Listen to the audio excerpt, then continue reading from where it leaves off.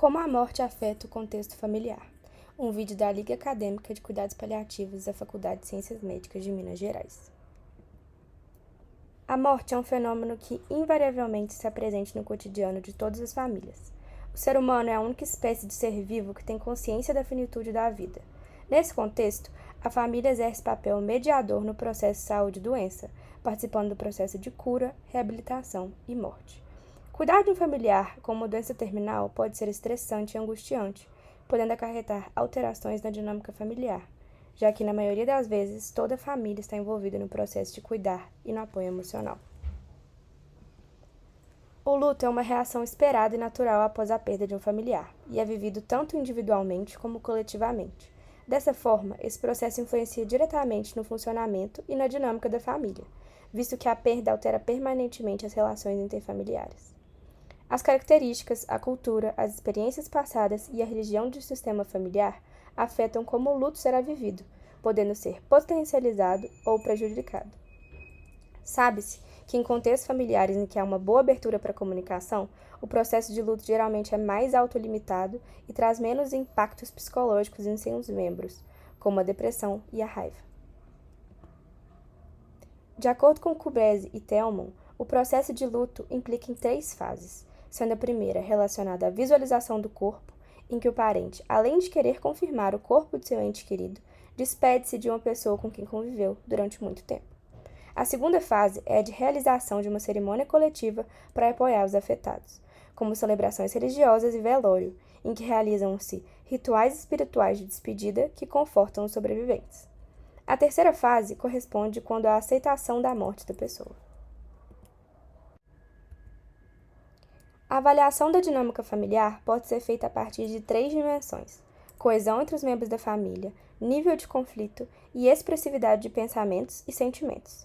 Dessa forma, estabeleceu-se 5 tipologias de funcionamento familiar: as famílias funcionais, que englobam as famílias apoiadoras e as famílias solucionadoras de conflitos, as famílias intermediárias e as famílias disfuncionais, formadas pelas famílias mal-humoradas e hostis.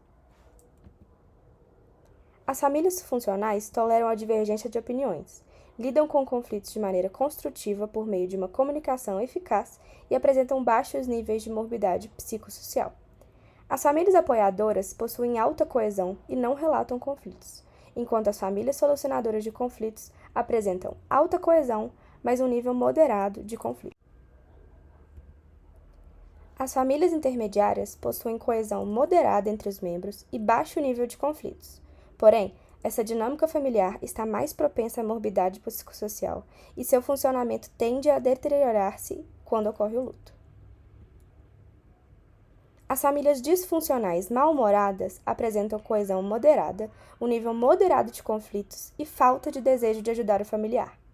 Já as famílias hostis possuem um baixo nível de coesão, de expressividade, de sentimentos e de pensamentos, alto nível de conflitos entre seus familiares e tendem a rejeitar a ajuda de outras pessoas.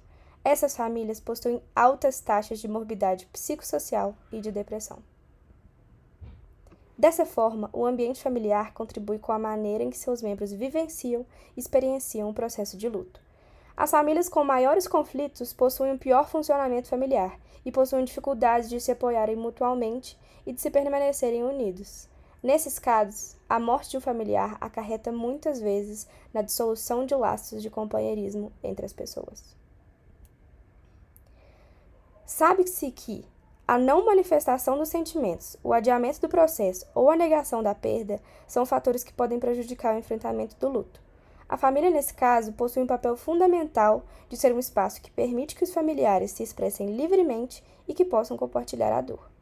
O sistema familiar promove que os envolvidos possam deparar com outras pessoas que experimentam sentimentos e dificuldades semelhantes, o que ameniza o sofrimento e favorece a busca pelas soluções dos problemas enfrentados. É importante destacar também que o luto traz consigo conflitos emocionais, desunião de famílias que não sejam funcionais e problemas financeiros, devido às despesas com o tratamento de saúde do falecido e com o funeral.